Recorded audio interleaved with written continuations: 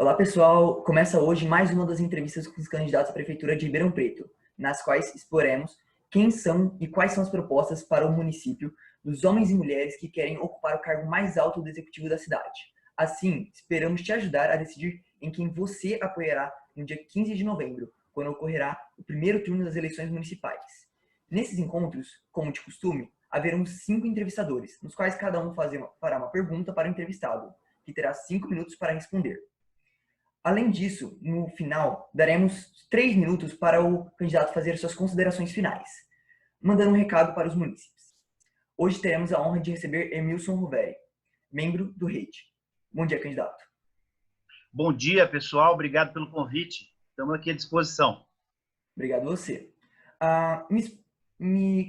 Continuando aqui, eu gostaria de fazer a primeira pergunta. Eu gostaria de entender quem seria o senhor candidato e por que você acha que deveria ser eleito como prefeito. Eu acho que a gente representa uma candidatura moderna para Ribeirão Preto, uma candidatura que pretende modernizar o serviço público, atualizar o serviço público, utilizar várias formas da tecnologia da educação para trazer mais benefícios para a população, principalmente na prestação de serviços, em todas as áreas: saúde, educação, transporte, mobilidade urbana, segurança, enfim, todas essas áreas, na cultura, no lazer. Nós pretendemos, acreditamos que a gente é a melhor opção, porque nós representamos uma candidatura não ortodoxa, uma candidatura diferente das demais, uma candidatura mais vinculada aos interesses da população e da juventude. Esse que é o nosso objetivo. A gente quer fazer de Ribeirão uma cidade moderna, atualizada tecnologicamente, em vários sentidos que eu posso explicar depois, mais para frente.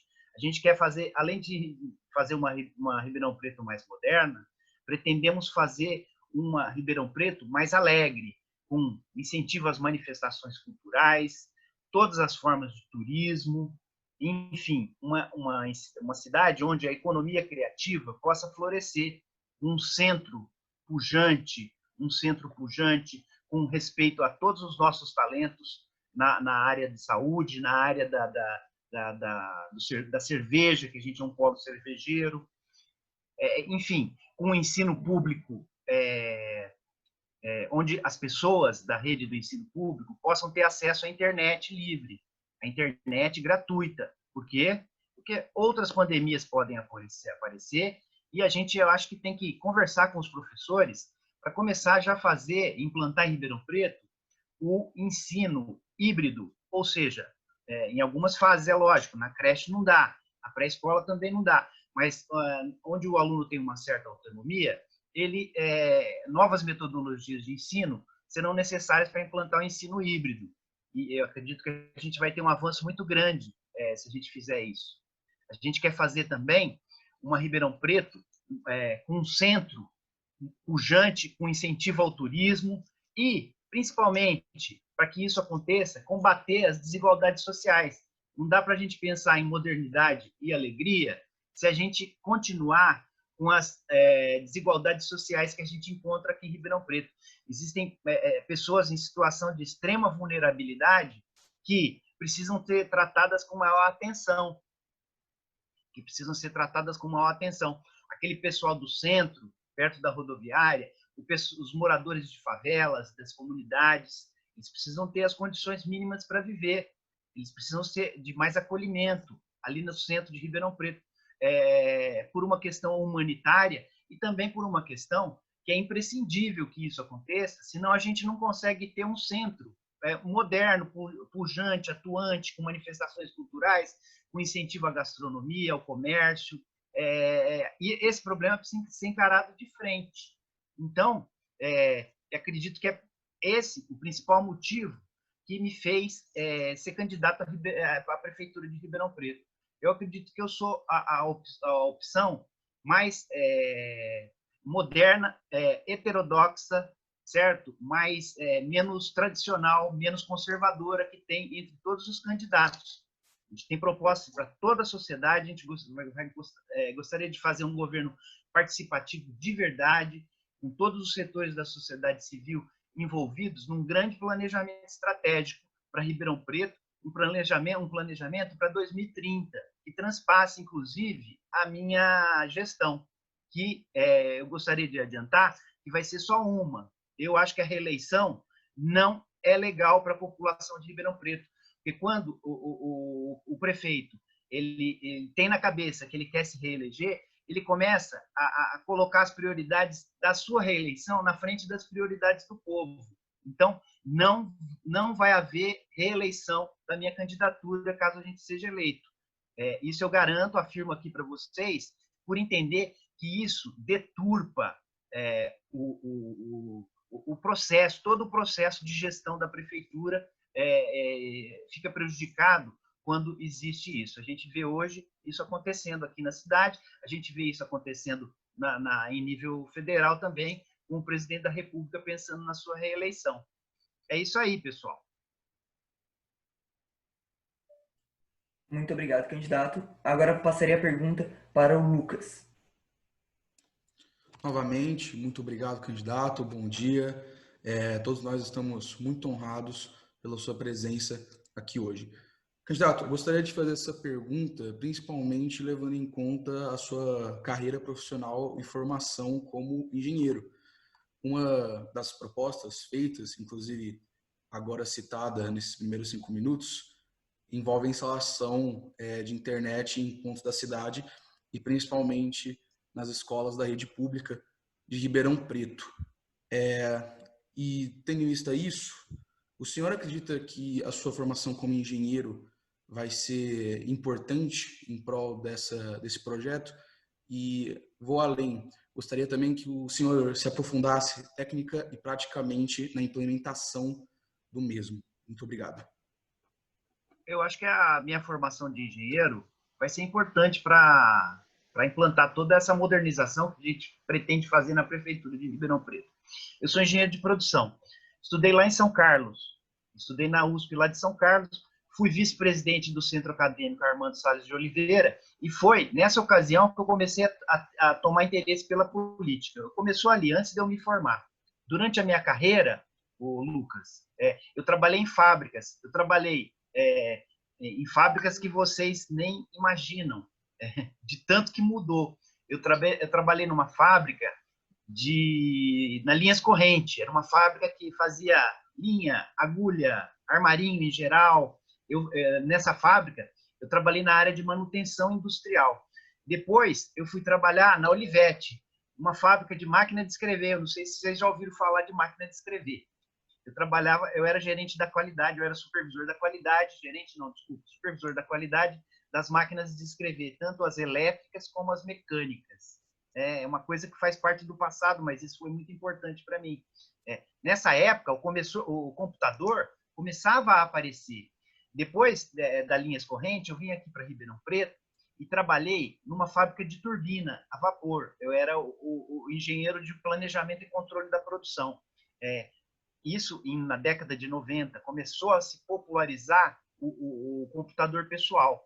E eu vi o desemprego acontecer quando apareceu o computador. Eu vi a tecnologia nascendo, né? Parece estranho falar isso para vocês. Não tinha computador antes, era tudo rodado, os cartões de produção, as ordens de produção, eram todas rodadas em mimeógrafo.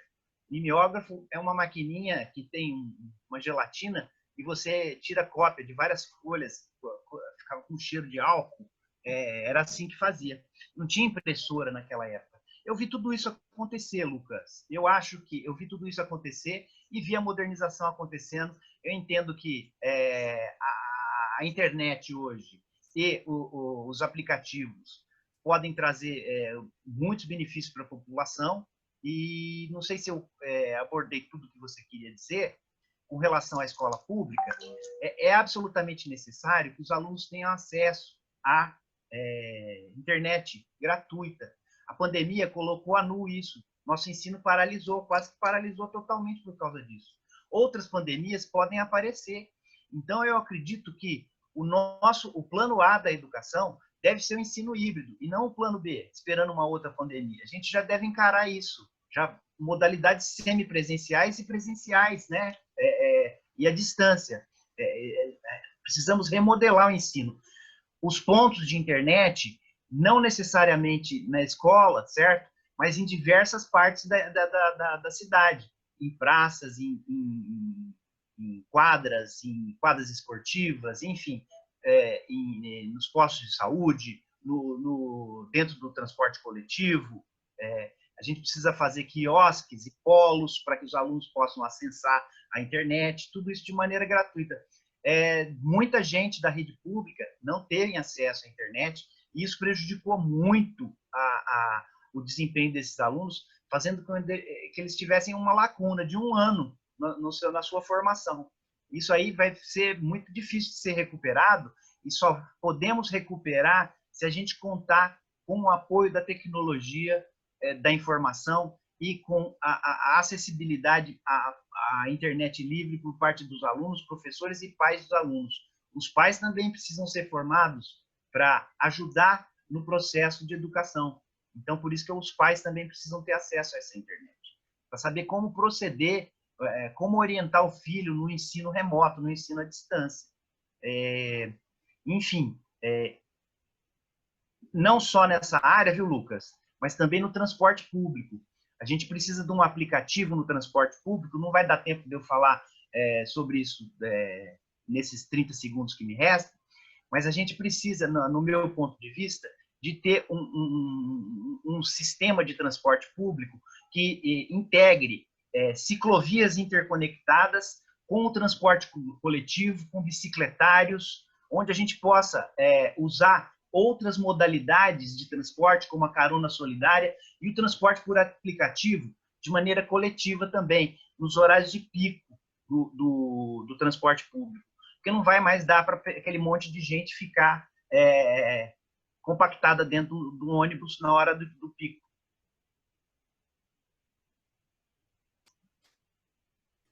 Certo, muito obrigado, candidato. Foi muito esclarecedor isso. Agora eu gostaria de passar a palavra para o meu companheiro, Teles. Bom dia, candidato. O senhor me ouve bem? Ouço. Guilherme? Guilherme? Que honra. Isso, exatamente. Tá. Em primeiro lugar, gostaria de dizer que é uma grande honra tê-lo aqui e eu queria fazer uma pergunta sobre meio ambiente. O senhor é filiado ao Rede Sustentabilidade, partido que tem a pauta ambiental como um dos principais pilares. Isso pode ser visto no artigo 4º do Estatuto do Grupo, pode ser visto por diversas ações que os filiados da rede fazem. Posto isso, e considerando as mais de 250 queimadas que a cidade enfrentou nesse ano, eu gostaria de saber quais são seus planos para a defesa do meio ambiente na cidade e, mais especificamente, como mitigar as queimadas. Muito obrigado. Guilherme, muito obrigado pela pergunta. A gente precisa fazer um processo educativo na população com relação a essa questão das queimadas. Muito fogo é colocado por cultura do pessoal. O pessoal acha que tem que tocar fogo no lixo. Se o lixo estiver lá, lixo não, né? Lixo que eu estou falando, lixo de poda, lixo de capim seco. Nessa época, eles têm mania de fazer isso. Outros jogam bituca de cigarro e provocam incêndio. Outros vão fazer trabalhos religiosos, como aconteceu na USP, e acaba quase provocando um incêndio. Graças a Deus, a USP tem um sistema de monitoramento da sua reserva natural, que permitiu evitar que essas pessoas que foram lá fazer um trabalho religioso, acendendo velas, pudesse ser detectado e evitado o incêndio. A Mata da Santa Teresa foi dizimada. Enfim, nós precisamos, a única maneira de fazer isso é ter algum sistema de monitoramento, mas não é suficiente. É muito difícil a gente ter um sistema de monitoramento dentro da Mata da Santa Teresa, por exemplo. Não é impossível, mas é difícil. O caminho, eu acho, que é a educação, é fazer educação ambiental, fazer propaganda, fazer publicidade, cartilhas com relação a isso, para educar a população e tirar um pouco desse hábito de botar fogo em mato que eles têm. Nós precisamos aumentar a área verde de Ribeirão Preto. Precisamos plantar mais árvores, principalmente na periferia. Precisamos fazer do Horto Municipal uma fábrica de mudas para reflorestar a Mata da Santa Teresa, reflorestar as áreas que foram incendiadas com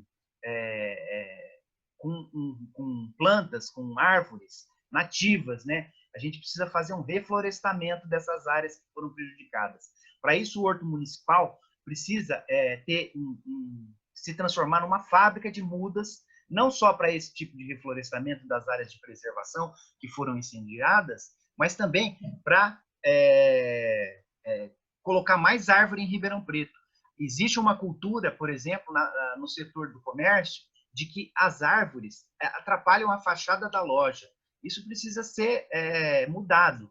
Eu acho que essas pessoas precisam entender que a população está com outra cabeça e que não ter uma árvore na frente da sua loja é mais prejudicial do que a visibilidade da sua fachada. É uma tarefa árdua essa, mas não é impossível. Ribeirão Preto tem 4 metros quadrados de área verde por habitante e a gente precisa ter 10, ou seja, a gente precisa mais do que dobrar a área verde de Ribeirão Preto.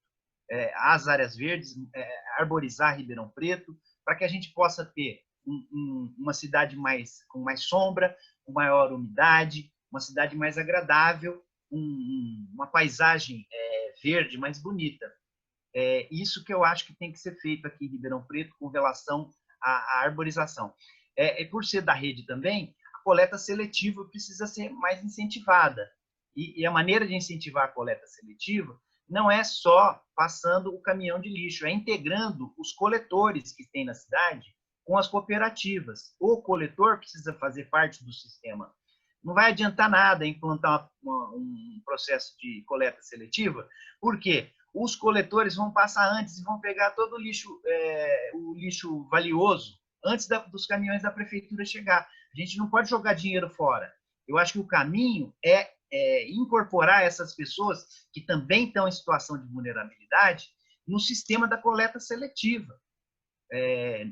Eles precisam ter uma fonte de renda um pouco maior do que eles têm. Eles são vítimas dos sucateiros. Então, a gente precisa olhar para essa população, organizar essa população e incorporá-los no sistema de coleta seletiva.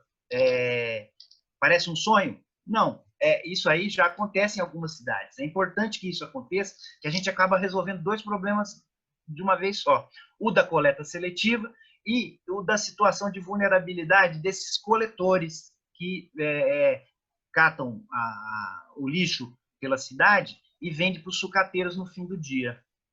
Eu acho que a gente precisava ter um esquema diferente. Ele não precisava andar tanto para entregar o lixo para o sucateiro. A gente deveria ter caminhões onde esses coletores já despejassem o lixo ali naquele caminhão, já houvesse uma contabilidade e um pagamento para eles. E esse lixo fosse enviado para a cooperativa Mãos Dadas, para que ele fosse triado e depois compactado, classificado e compactado, né? E depois enviado para o destino de reciclagem. Muito obrigado pela resposta, pela exposição, candidato. Imagina. Muito obrigado novamente. Agora eu vou passar a palavra para o nosso 4º entrevistador, o Luiz Gabriel. Bom dia, candidato. É uma honra estar aqui com você. E considerando a pandemia do coronavírus, várias crises, tanto no município quanto no país, foram geradas. Dentre elas, uma que se destaca é a da empregabilidade. Embora em julho o saldo entre contratações e demissões em Ribeirão Preto foi positivo, no acúmulo do ano foram 45.386 contratações e 53.610 demissões, o que representa um déficit de 8.224 vagas. Como você, candidato, pretende, em seu mandato, reestruturar a empregabilidade de Ribeirão Preto, tendo em vista os obstáculos que o Covid-19 gera e ou pode gerar futuramente? Bom, primeiro torcer para que a vacina apareça rapidamente, né? E eu acho que isso aí já está em vias de acontecer. Bom, a maneira de reativar a economia, no nosso ponto de vista, são duas maneiras que a gente tem. A primeira é criar um sistema de renda mínima para as pessoas de extrema vulnerabilidade por meio da criação de uma moeda digital local, que a gente resolveu chamar de REB. seriam R$ 30 para 30 mil pessoas em situação de vulnerabilidade. Isso dá R$ 900 mil, para a gente teria que constituir um banco comunitário, ou seja, mais os custos operacionais dessa distribuição dessa renda básica para essas pessoas em vulnerabilidade, a gente teria alguns custos operacionais, daria 1 milhão por mês, mais ou menos, 12 milhões por ano. Isso é menos de 0,5% do orçamento da prefeitura. E isso é necessário ser feito para que a segunda ideia aconteça. A primeira é atacar essas pessoas, fornecer essa renda básica para essas pessoas em vulnerabilidade por meio de uma moeda digital, que não precisa ser ela não precisa ser operacionalizada por meio de aparelho celular, pode ser por cartão. Dessa forma, a gente garante que uma moeda digital operada por blockchain, esse dinheiro só pode ser gasto na cidade de Ribeirão Preto e em alguns produtos específicos. Ou seja, a pessoa não vai poder pegar esse dinheiro dessa renda básica e comprar bebida alcoólica ou cigarro ou alguma coisa mais nociva. Ela vai ter que gastar com alimentos de uma cesta básica. Por exemplo, indo no Bom Prato todo dia e pagando R$ 1 a refeição durante um mês. Isso é para garantir um mínimo de subsistência dessas pessoas. Aliado a isso, pontos de acolhimento no centro da cidade para que essas pessoas tenham um lugar para ficar e não fiquem ao relento. Uma assistência social forte, não é só dar dinheiro, tem que ter a contrapartida da assistência social. Em paralelo a isso, colocando esse 1 milhão por mês na economia, isso tem um fator multiplicador da moeda, que os economistas estimam que é vezes 5. Ou seja, você coloca R$ 900 mil e eles viram 3,5 milhões na economia todo mês. Quem faria esse aporte seria a Prefeitura Municipal. Esse banco poderia também receber contas e doações de empresários, contas de pessoas comuns. As esmolas poderiam ser destinadas para esse banco, de tal sorte que a gente garanta a utilização desse dinheiro. Em paralelo a isso, como reativar a economia?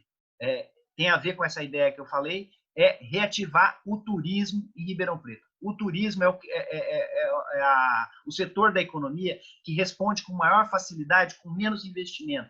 O turismo cultural, né, que se chama economia criativa, o turismo de lazer, o turismo gastronômico, o turismo esportivo, o turismo de eventos, o turismo acadêmico, enfim, toda sorte de turismo. O setor do turismo precisa ser reativado. Quando a gente... Ribeirão Preto tem esse talento, essa vocação, Ribeirão Preto. Ele é um polo da região. Todo mundo vem para Ribeirão Preto. A gente quer fazer a rota da cerveja, que é um sistema de transporte que fica passando por todas as cervejarias de Ribeirão Preto e levando de uma para outra, para as pessoas poderem conhecer todas as nossas cervejarias. Essa é só uma ideia, outras aparecerão, com certeza. Essa é só uma ideia inicial. Com a população participando, outras ideias como essa vão poder surgir e eu tenho certeza que a gente vai conseguir fazer o setor de turismo reativar a economia. Vai ser mais pessoas nos nossos hotéis, mais pessoas nos nossos restaurantes, mais pessoas consumindo combustível, mais pessoas no centro da cidade consumindo, mais pessoas nos nossos bares, nos nossos restaurantes, mais pessoas no Teatro de Arena assistindo shows, mais pessoas no Teatro Municipal assistindo peças teatrais, mais pessoas no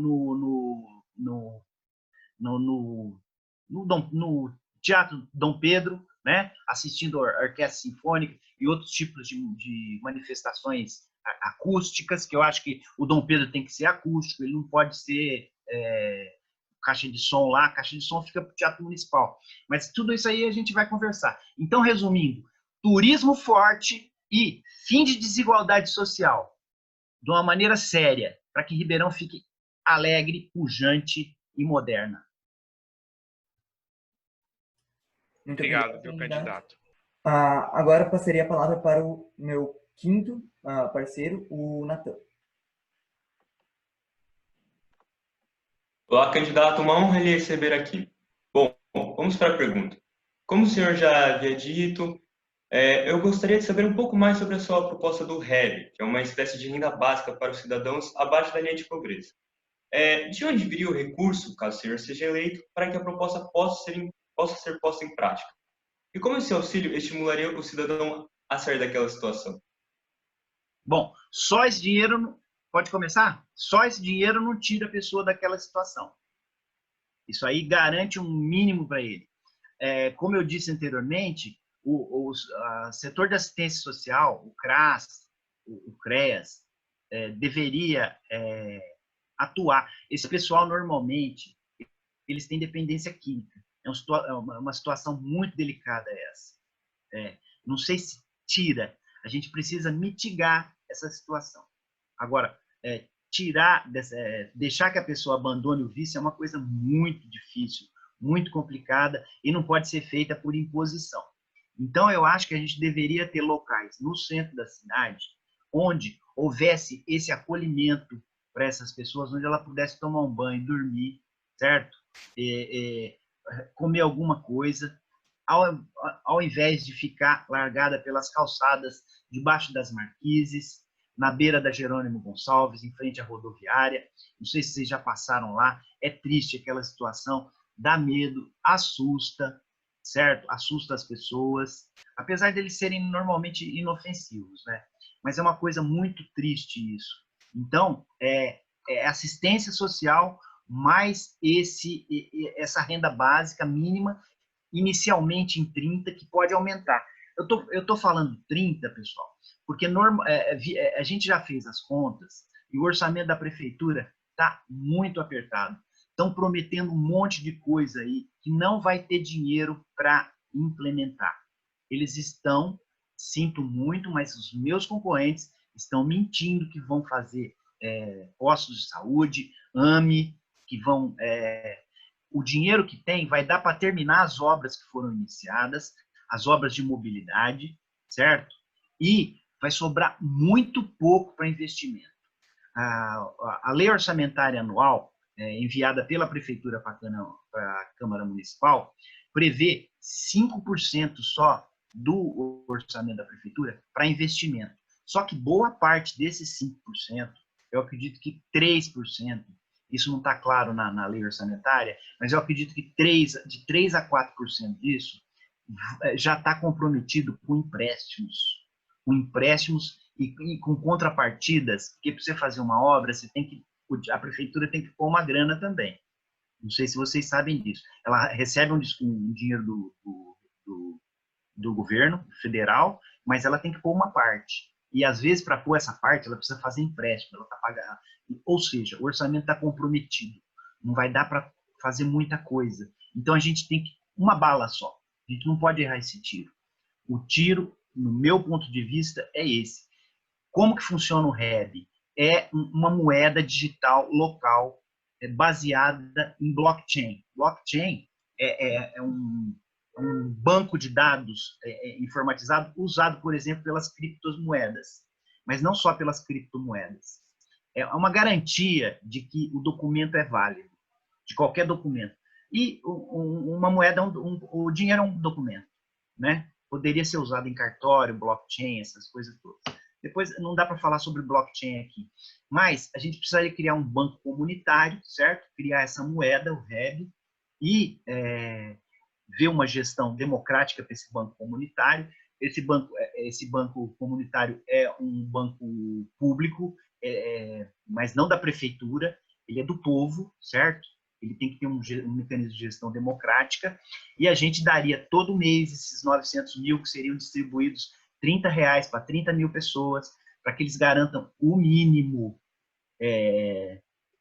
O mínimo. Eu não sei se você sabe, tem pessoas que vivem com menos de R$4 por mês em Ribeirão Preto. E é muita gente. São mais ou menos 7.500 pessoas que vivem com menos de R$4 por dia. Desculpa. Isso é insuficiente. Dá para comprar um pingado, um pouco de manteiga e olhe lá, né? E aí eles pedem esmola e tem que usar crack, porque às vezes usam crack porque eles estão com fome, às vezes eles usam crack porque eles estão com frio, às vezes por vários motivos, porque o crack é mais barato que qualquer outra coisa, mais barato do que uma quentinha, por exemplo. Então, é uma situação que a gente precisa encarar de frente. Essa ideia já existe em Maricá, no Rio de Janeiro, e em Limoeiro de Anadia, na Alagoas. Não é uma ideia minha. Uma prefeitura de esquerda, uma prefeitura de direita. Ou seja, essa ideia não tem cor ideológica. Muito obrigado, candidato. Agora a gente vai te dar os seus 3 minutos para que o senhor possa fazer as considerações finais.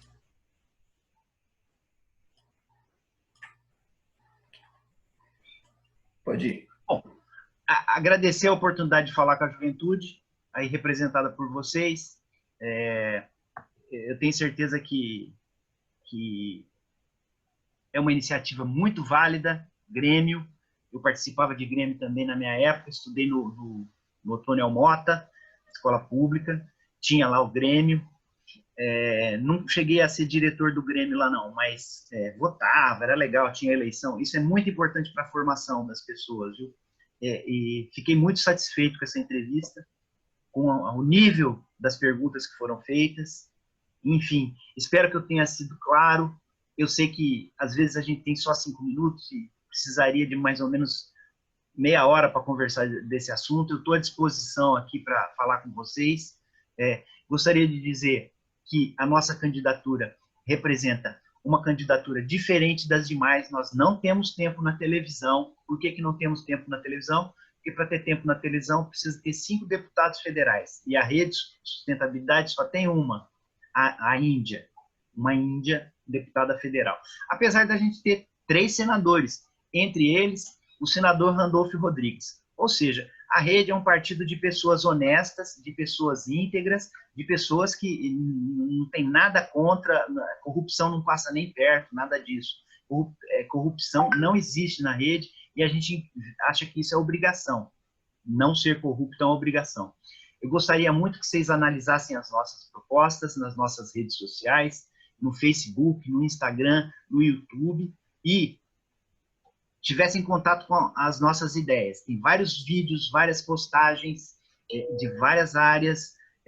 Queria pedir para que vocês convidá-los para analisar as nossas ideias, as nossas propostas, e se julgarem que nós somos merecedores do seu voto, eu gostaria muito que vocês votassem na gente. O meu número é 18, Emilson Roveri, Rede de Sustentabilidade. E para vereador, você pode votar ou na legenda, votando 18 e apertando o confirma, ou escolhendo um dos nossos candidatos. Nós temos aí um grupo de candidatos muito bons. Não é uma quantidade muito grande, mas a qualidade é muito boa.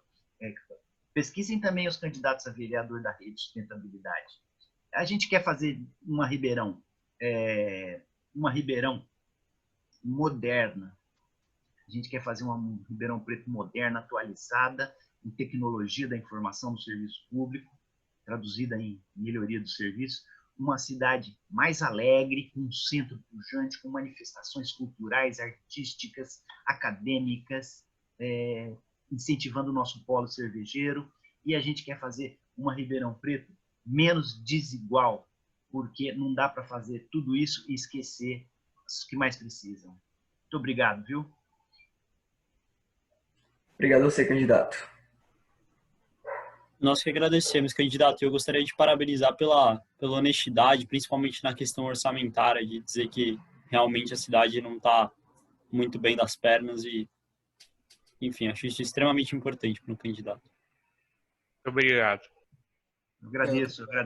Da mesma opinião que o meu colega em relação a isso. Parabéns.